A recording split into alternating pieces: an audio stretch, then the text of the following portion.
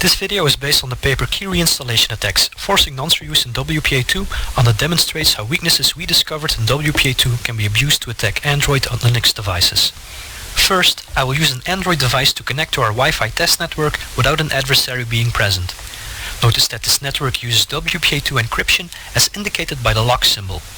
Additionally, when visiting for example match.com, Android will use HTTPS as an extra layer of protection. This is indicated by the green HTTPS lock and also explicitly mentioned when viewing the web page info.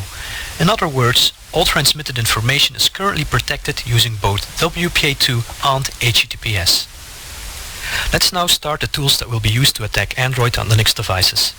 First, the following command is used to start our WPA2 attack script. Notice that I included the protected Wi-Fi network that will be attacked and that we will only target one specific device. The tool starts by searching for the protected Wi-Fi network we will attack, and then it will clone this network on a different channel. This malicious clone of the network enables the attacker to reliably manipulate handshake messages, which is required to abuse the weaknesses we discovered. Second, we make sure the victim can access the internet through our malicious network. Additionally, I'm also executing the SSL strip tool. This tool will try to remove the additional HTTPS protection of improperly configured websites. Finally, I'm going to use Wireshark to capture any data that the client will be transmitting.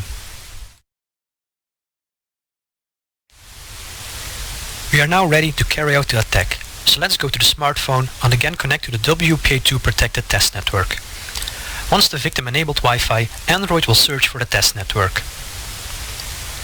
Once it has discovered the network, it will try to connect to the real test network, which is not what we want. Fortunately, we can solve this by sending special Wi-Fi frames that command Android into switching to a different channel. This tricks Android into connecting with the malicious clone of the network. Essentially, we now have a man-in-the-middle position between the victim and the real Wi-Fi network. This allows us to reliably manipulate messages and carry out a key reinstallation attack against a four-way handshake. Normally, after executing such an attack, the victim will reuse nonsense when encrypting data frames, and this allows us to recover any encrypted data. However, due to an implementation bug, Android and Linux will not reinstall the actual secret key. Instead, they will reinstall an all-zero encryption key. This makes it trivial to intercept and manipulate all data that is transmitted by these devices.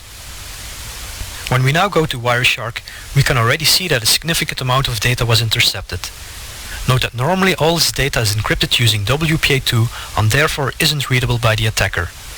However, without knowing the password of this protected Wi-Fi network, we can read all the packets that the victim is sending. This clearly demonstrates that we have successfully bypassed WPA2. Let's now visit a website on the Android device of the victim. In particular, we will again visit match.com.